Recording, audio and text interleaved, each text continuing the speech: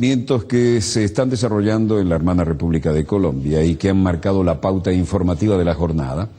tienen, aparte de diversas e interesantes lecturas, consecuencias naturales para extrapolar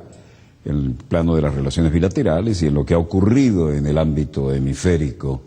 porque se trata nada menos que del intento de pasar un documento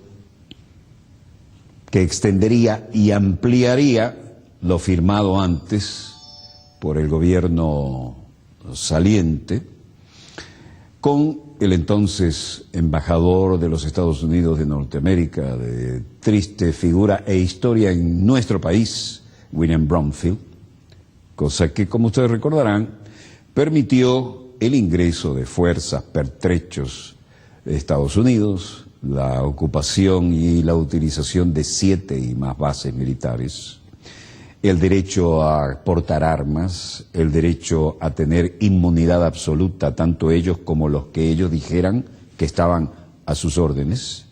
es decir, poder actuar como Pedro por su casa y además con inmunidad, incluso más allá de la diplomática en algunos aspectos, ¿no?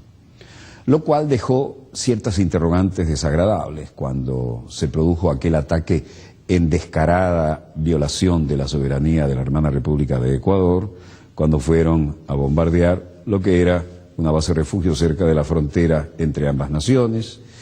que levantó la urticaria elemental de cualquier persona digna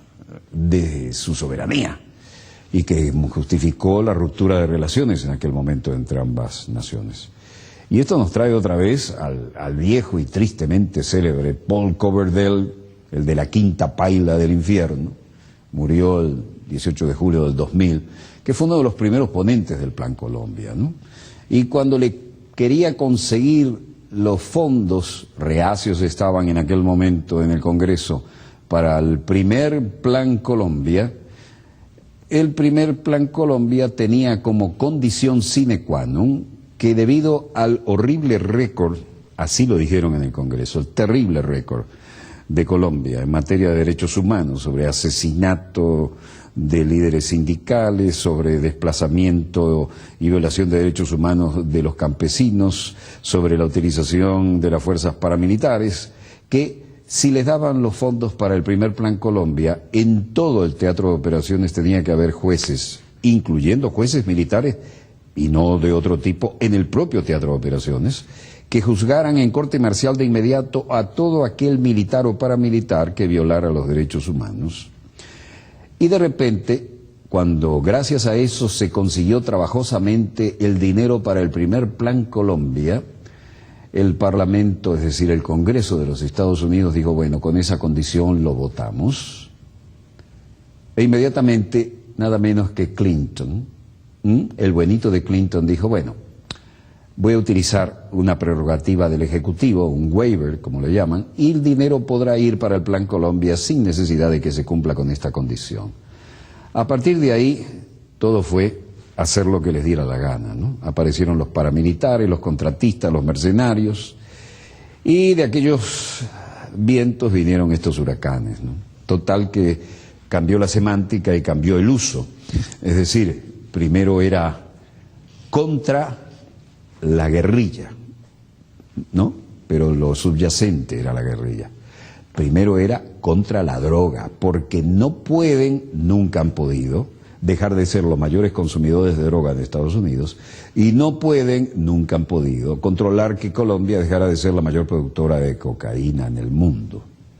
como no han logrado que Afganistán deje de ser el mayor productor de opiáceas en el mundo, con toda la presencia militar que tienen allá y aún en estado de guerra. La verdad es esa. Entonces, de aquello viene aquella frase asquerosa de Paul Coverdale, ya consciente el viejo Coverdale del potencial energético que había en Venezuela y que las transnacionales y los que querían vender a PDVSA nos tenían tapaditos, en el sentido de que las mayores reservas de petróleo y de gas están en nuestro país, y entonces él decía, con aquella frase que nos cansamos de repetir, para controlar a Venezuela, es decir, toda la energía que necesitamos, es necesario ocupar militarmente a Colombia. Bueno, y la historia vino por ahí, ¿no? pero con peores matices. Bueno es recordar ahora lo que también hemos dicho otras veces, y es lo siguiente.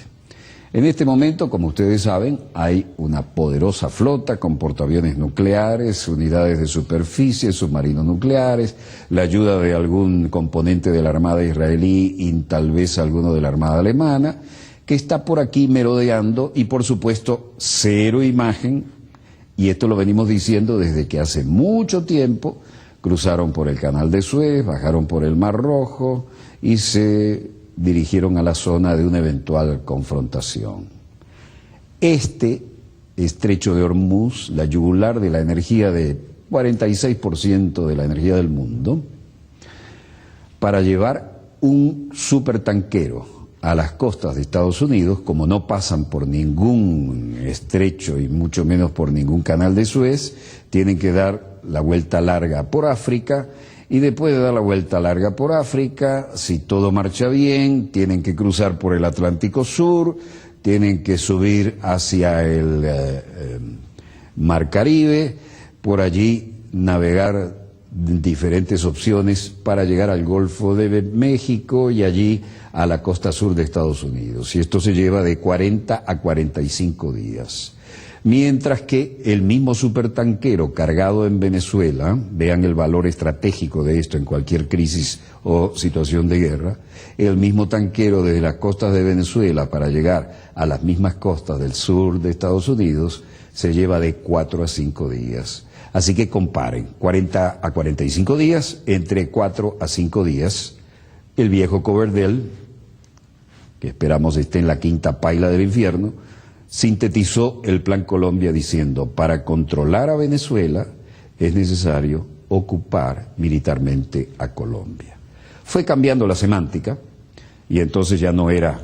contra la droga, era contra la guerrilla narcotraficante, luego era la guerrilla terrorista, porque ya se había puesto de moda la lucha contra el terrorismo como bandera para actuar en cualquier parte del mundo y tener un pretexto más o menos creíble, y el resultado es que cambió la semántica y hablamos de la guerrilla narcoterrorista, pero aquello que eran los primeros 800, 900 millones de dólares, ahora nadie sabe cuánto dinero han metido ahí. Piedra de tranca hoy con los acontecimientos en pleno desarrollo. La dignidad de la Corte Suprema de la Hermana República, que le ha dicho al gobierno: este nuevo tratado que ustedes quieren sumar como una continuidad del documento anterior, primero debe pasar por el estudio de la Corte, y la Corte decide que debe pasar por el debate en el Parlamento Nacional. Resultado, recuerdan aquella ceremonia en la que el tristemente célebre Brownfield, al que tuvimos de embajador acá y los mandamos con buen viento, firmaba con el canciller Bermúdez el documento para llevar adelante el Plan Colombia tan criticado, tan descarado, con el que se cedían soberanías y 7 y más bases a los gringos, con la garantía de que podían hacer lo que le dieran la gana sin que alguien fuera a reclamarles cosa alguna. Desde entonces las bases quedaron como el campo orégano para sus acciones, y desde luego eso sirvió para mucho tipo de vinculación. Lo explicaba de alguna manera hoy un alto funcionario. Estoy de acuerdo con los Estados Unidos en una sesión discreta,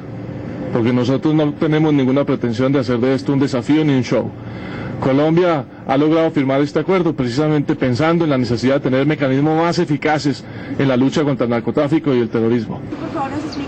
Así lo decía a larga distancia y con mucha seguridad en torno el canciller Jaime Bermúdez cuando se había firmado el 30 de octubre ese acuerdo. Los que mejor saben combatir en nuestro país son nuestros soldados y policías. Nosotros lo que estamos buscando es cooperación técnica para ser más eficaces en las comunicaciones, en los mecanismos de inteligencia, etcétera.